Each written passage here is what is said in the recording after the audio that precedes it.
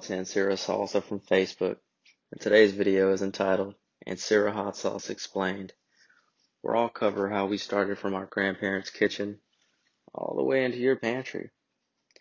Basically, I'll give my historical account of the evolution of our company so you can become more familiar with Ancira Hot Sauce. Now, let me preface this with a disclaimer.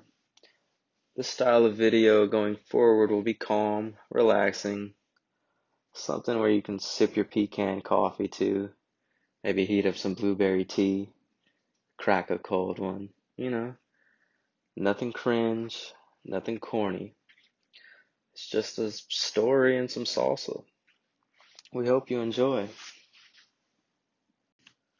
Now, in order to paint this setting, let's place your Google pin or your imaginal pin at Taylor, Texas. Taylor, Texas is in Central Texas. It's located in Williamson County, about 45 minutes northeast of Austin, right by Hutto, Thrall, Granger, Georgetown. It's got a population of about 17,000. And this is where our story will begin. Now let's dial the memory back to 1997 in Josie and Jesse Ancira's kitchen. You see, by this time they had more or less already developed their salsa formulas. You see, Josie's been making salsa her entire life. It's been handed down through tradition. However, she's just remarkably good at it.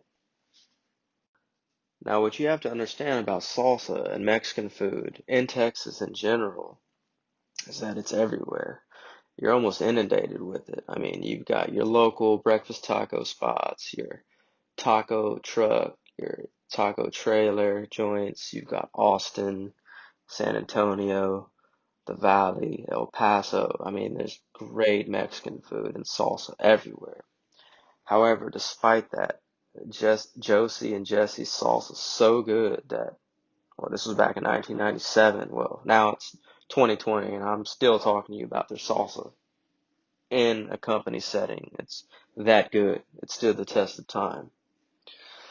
So her friends early on recognized, like, man, your sauce is really good, Josie. Like, y'all should, make it more. So in the local community, she would make, a few dozen jars here and there throughout the holidays, maybe birthdays, just little gifts, more as a craft. There's no money involved really back in the late 90s, early 2000s. Well, let's fast forward around 2006. It was still homemade. However, finally, our owner of Ancira Hot Sauce, Jesse Jr., he had the foresight to kind of say, like, hey, look, like, your sauce is very good. All of my friends and buddies, they love it.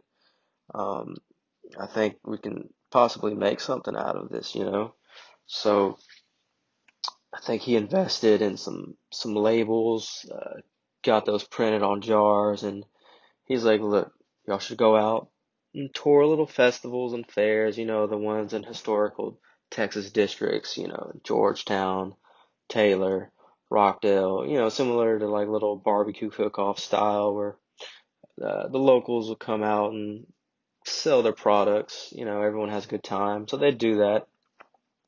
Well, it became pretty successful. I mean, they'd start selling, what, 10 cases here, a dozen cases there, a few dozen cases. And finally, I think in the early days, the first store that they ever sold their salsa in was a famous Texas store. It's called the Sugar Shack. It's in Bastrop, Texas. Um, and then after that, shortly, they finally got involved in the Taylor market at a store called Moss True Value. And to this day, we still sell at Moss True Value. So if you're ever in Taylor, Texas, please go check them out. We love the Moss family. Much respect to them and their staff. Excellent people. Well, let's see. Back on topic. Now, I need to add this context in there because it's important to how the company and the LLC got established. You see, our owner, Jesse Jr., he has an extensive background. I won't go into it all in detail, take its own video. We don't need to do that. However, he, in the around 2010, 11, 12, he formed his own consulting company, public relations, government relations, ethics, governance, state Texas politics around that area. Well, for his clients, he would, as thank you gestures, he would get a bunch of the salsa and just, give it to clients around Thanksgiving, Christmas, like, thank you for doing business with us. Here's some salsa. And eventually it caught on to where the clients would be like, hey, Jesse, can we have some more of that sauce?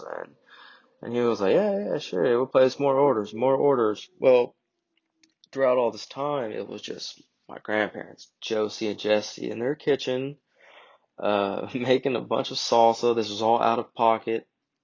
Um, Jesse Jr. would pay for all the ingredients, the jars, the labels. Um, and it's a lot of volume, a lot of manual labor, using their hands. And so the demand got to be so big to where we finally decided to say, hey, let's actually do this at a higher scale. So let's fast forward to around 2017. Now, around that time, we started going full out. We had the LLC, marketing team, graphic designers, contracts. So we got a new logo, new jar labels, similar to the old labels that look really good. And what we did to scale up is we partnered with this co-packer in Buda, Texas. So we got them on contract saying, look, here's Josie and Jesse's salsa recipes. Um, Make it in high volume at bulk, and we'll purchase it from you through purchase orders. So, at however much we need at that time, we'll get it from you, and then we'll do it again and again and over.